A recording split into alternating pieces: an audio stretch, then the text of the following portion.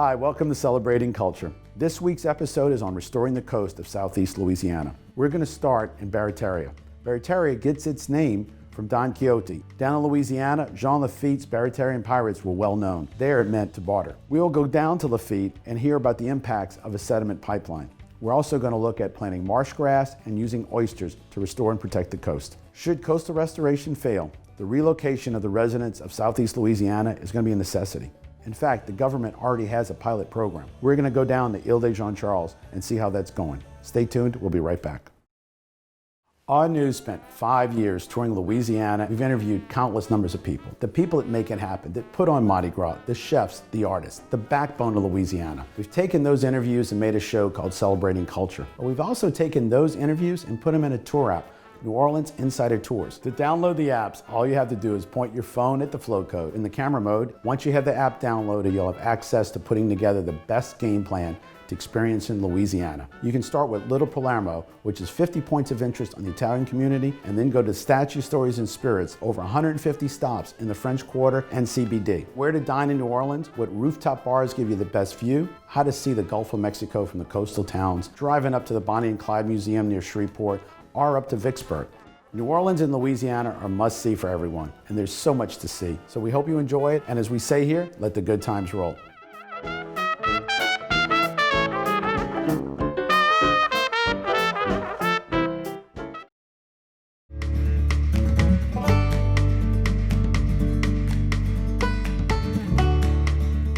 Hi, welcome back to Celebrating Culture. I'm here today with Captain Charles Cuevas and Jean Lafitte Marina. Captain, welcome to the show. How you doing, Mr. Charles? We went out in your airboats. You took me to a place, a sediment pipeline. Yeah, that was an old Weeks Marine job site. They brought that sediment in from 7 miles away from the river and rebuilt the marshland with it. Man, it's done a hell of a job. I hear the trees are almost like 30 feet tall. Oh yeah, those suckers are three and 4 stories already. I mean, it's unbelievable. These guys are already putting deer stands on it. Really? Oh yeah. So when you do that, you got the habitat, birds, so you restore it, but you also got storm protection, but then deer stands already? Oh yeah, it's so hard because that sand from the river, when it comes in, I mean, it is intensely hard. It's like a concrete. So, okay. You know, they put that out there, and it's what built Louisiana in the first place. You know, that sediment from the river is coming from all the states up north from us. So, you know, by the time it gets here, it really, really packs down really well, and it's usually used for housing foundations all over New Orleans. My parents used it back in the 60s. The coastal restoration people bring in vegetation. That's the weird part about it. You know, as hard as it is, you know, it's like concrete, but if you put a seed in it, somehow the plants figure out how to come out of it. Well, I got to think that nutrients in that river just got to be so powerful. Absolutely, one would assume so. I'm not really 100% sure how they planted it. I would imagine that river sediment's got to have something, you know, especially with all the farmland up north. Did it impact the other life that was in the marsh? No, sir. So no. With the pipeline, it's really like a surgical thing. You go right in, boom. They take the pipe and then they put a little bit and they march forward a little bit at a time, and they build a road all the way until they get to where they're going to be. So you'll have a little sand road all the way to where the job site is. So as far as impacting, I mean, that's about as bad as it gets. And the biggest thing now is Barataria. How do you feel? That's a huge project. That's $1 billion. It's really tough to judge, you know, is it the right thing? Is it the wrong thing? You don't know if you should trust the information you get, and you don't know where it's coming from. And that's about Port Sulphur, I think, by Empire. Right, the Barataria waterway. And that'll come all the way down to you guys. Yes, I mean, you know, as a business, yes, absolutely, it's going to impact us seriously. I don't know what it's going to do, you know, Charles, I really don't. But there's nothing else on the table to help the system out. And just in my short 32 years of life, I've seen the land change dramatically. I don't know if the system will hold another 32 years without some kind of major action happening. Is it the right thing? Is it the wrong thing? I really can't tell you. I mean, we're just preparing ourselves for whatever happens. I mean, the debate here is how you get it there. You have one half of the people saying, well, let's bring it in by dredge, just like the job I brought you to. And then you have another half that says, well, we need to open the river and let the river build it up naturally.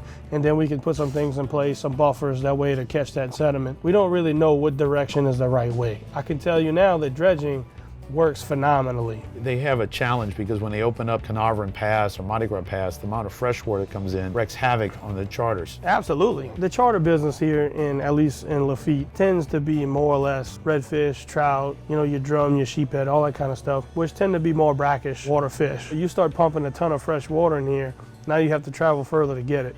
Oyster fishermen, now they have to go further to get it. Now all their leases they've been paying for and growing oysters for for months and months and years are now vanished. And not only that, man, we talk about ecosystems here. How about financial stability?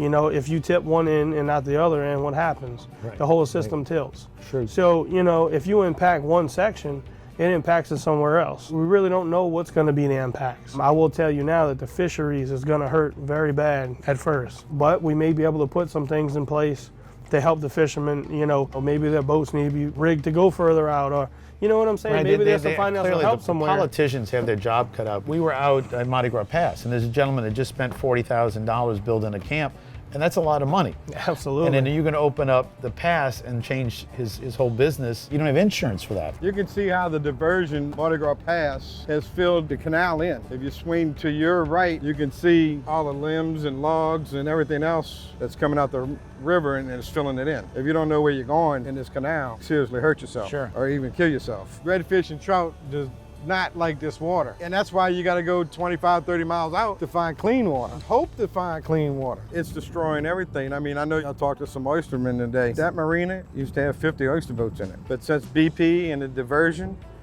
there's not an oyster boat that fishes over here. Because of the fresh water just kills the oysters. So you're taking away, everybody's income. This used to be the richest parish in the state.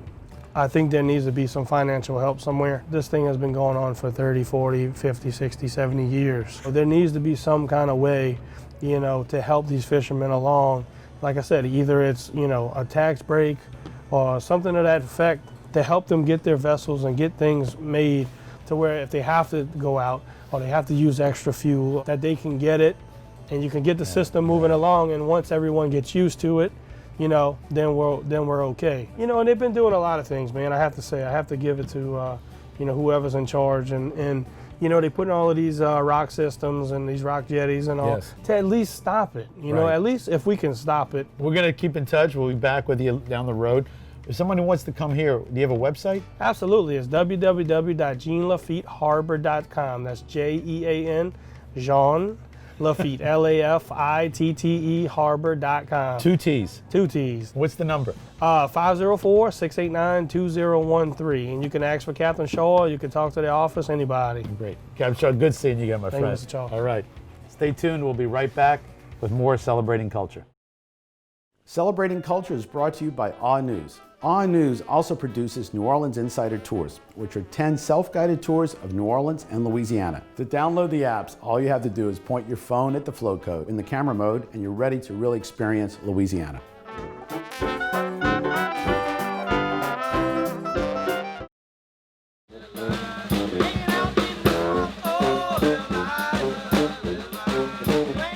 We're coming to you from Bayou Sauvage. I'm with Brittany Boyke. Brittany, what is your role here?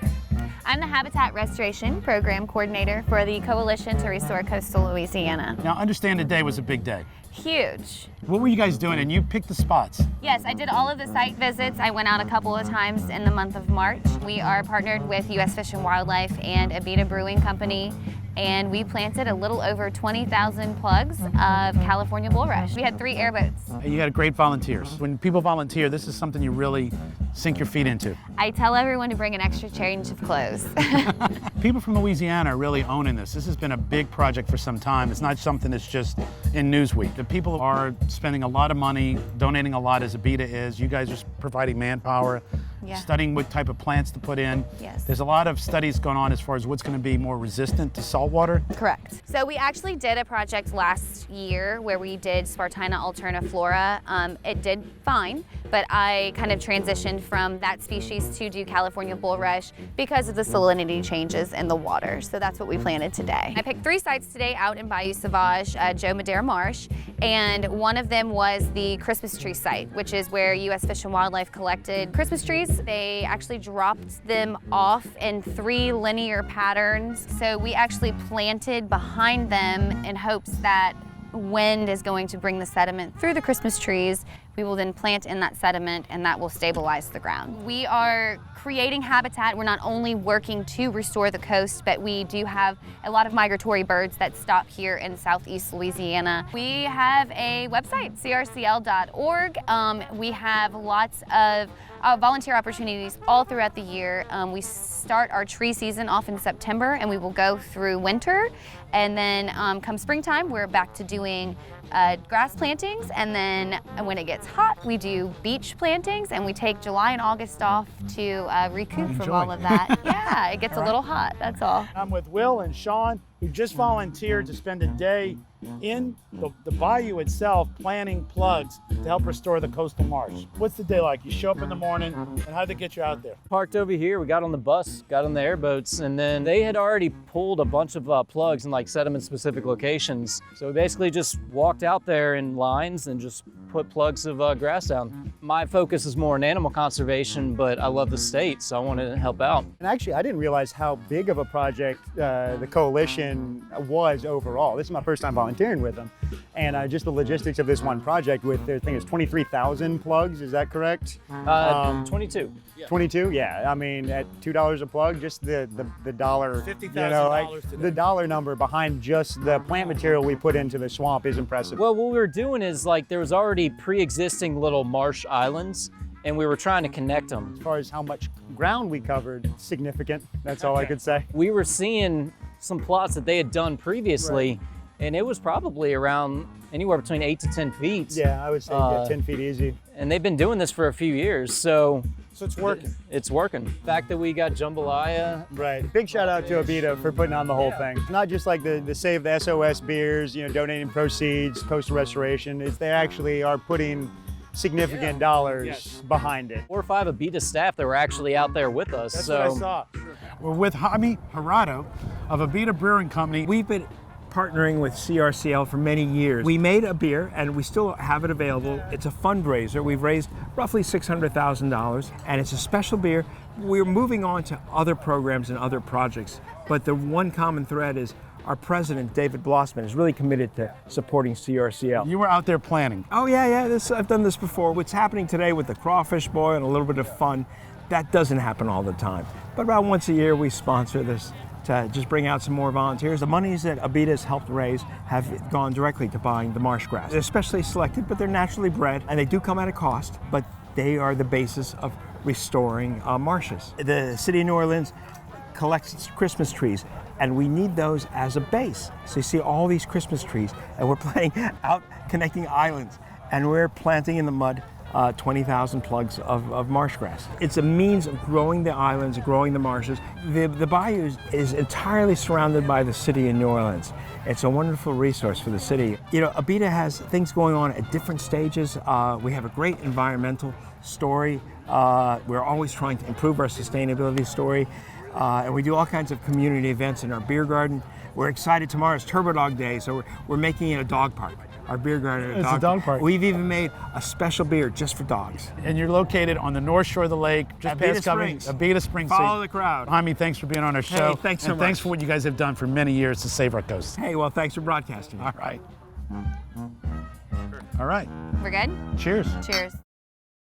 Our news spent 5 years touring Louisiana. We've interviewed countless numbers of people. The people that make it happen, that put on Mardi Gras, the chefs, the artists, the backbone of Louisiana. We've taken those interviews and made a show called Celebrating Culture. But we've also taken those interviews and put them in a tour app, New Orleans Insider Tours. To download the apps, all you have to do is point your phone at the flow code in the camera mode. Once you have the app downloaded, you'll have access to putting together the best game plan to experience in Louisiana. You can start with Little Palermo, which is 50 points of interest on the Italian community, and then go to Statue Stories and Spirits, over 150 stops in the French Quarter and CBD. Where to dine in New Orleans, what rooftop bars give you the best view, how to see the Gulf of Mexico from the coastal towns, driving up to the Bonnie and Clyde Museum near Shreveport, or up to Vicksburg. New Orleans and Louisiana are must-see for everyone, and there's so much to see. So we hope you enjoy it, and as we say here, let the good times roll.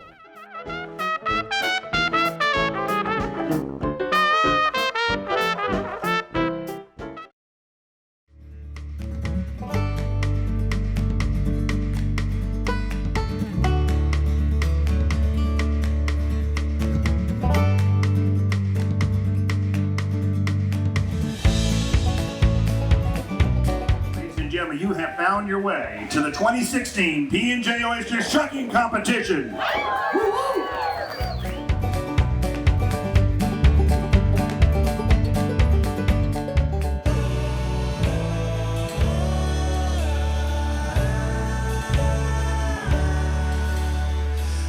Coming to you today from the Mississippi River and the Oyster Festival in New Orleans. I'm with Greg Ruggiero, who owns 3 great restaurants in New Orleans, Zia, Mazzato, and Semolina's. Greg, welcome to the show. Well, thanks for having me on. We really appreciate you guys coming out here for this wonderful festival. This is the 7th year of the Oyster Fest right here in Wildenberg Park, on the edge of the French Quarter in the wonderful Mississippi River. You can't beat that. This is a great festival about New Orleans food. Tell us, oysters, P&J, what made this work? P&J is the #1 name in high quality Louisiana oysters. You can't beat them. They are a great distributor and purveyor. They are actually the oldest oyster purveyor in America, not just in Louisiana. They are phenomenal, and they're good. And they know they get their oysters from the great beds all over the state, and they know where the best ones are, and they provide them to wonderful restaurants like mine all throughout the city. Well, you know what makes our restaurants great down here is the resources that we have. So it's so important that we protect these resources. We protect the coast so that we could have oysters and shrimp. So you just had a great oyster shucking contest. We did. How competitive is that? You know, it's my first year being involved with it from an MC standpoint. I mean, I love raw oysters. I'm always, anytime a restaurant has an oyster bar, I step up to it.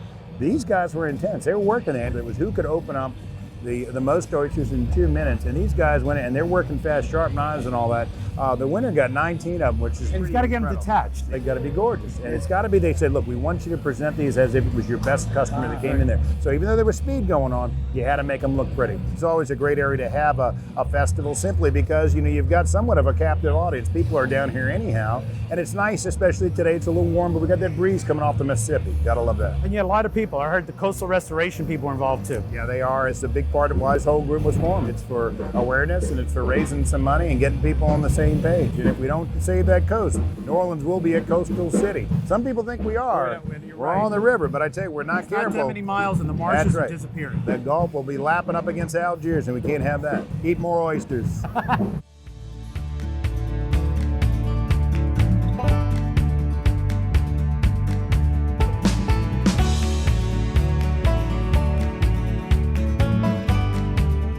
We're at the New Orleans Oyster Festival with Deborah Visu Abibu, PhD. Deborah has spent a lot of time studying coastal issues. So Deborah, it's pretty neat. You won the oyster contest, P&J Oysters. Everybody's involved.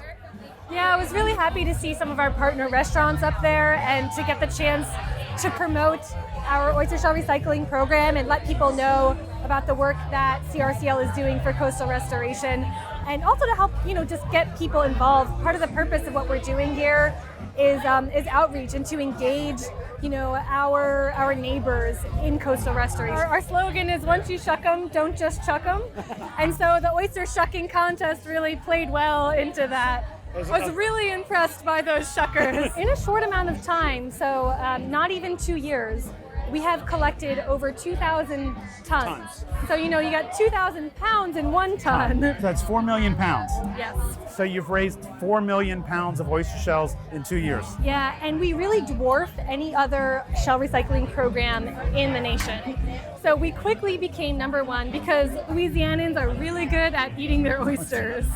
What the end goal is of all of these shells is to protect some of that shoreline, to slow the erosion, and then to eventually build marsh. So we're putting in a structure that we call a living shoreline. And a living shoreline means that there's going to be living organisms in the protection structure so that it can maintain itself and it'll be more sustainable. So our volunteers put the shell into bags, and the bags go into construction baskets. And as you can see, oyster spat or oyster larvae tend to prefer to settle on oyster shell. So once these are in the water column, oyster larvae will settle on them and start to grow. And this is their preferred substrate due to the chemical composition and the structure.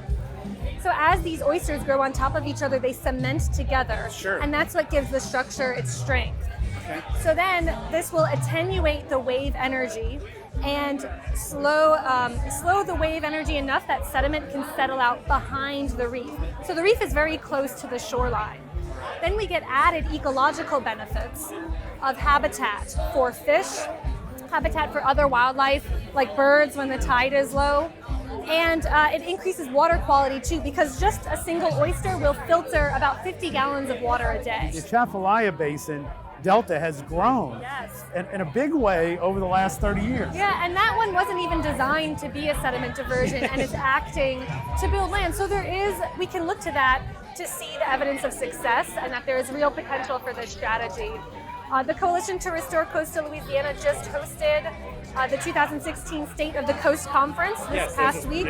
And, we're getting together lots of minds, politicians, community members, scientists, getting everyone to the table to really explore, what are the risks involved? How do we pay for this work? And how do we make these decisions? Because now is the time to act. There's no more time, to delay. And so we really are going to act as a watchdog to make sure that money intended for coastal restoration is spent on coastal restoration. And we have the support of the mayor, of the governor, to do this work. If somebody wanted to see your work, where is the best place for them to drive to get there? So I would invite them to contact us, and we have volunteer events down in Buras at the marina. So you could find it on the map, the Buras Marina. It's we're hosted at Louisiana Department of Wildlife and Fisheries property. You could definitely see our mounds of shell. You can visit us, crcl.org, see more about the program, learn how you can get involved. We had a great opportunity to meet with Deborah. It was a pleasure. Thank you so much. All right.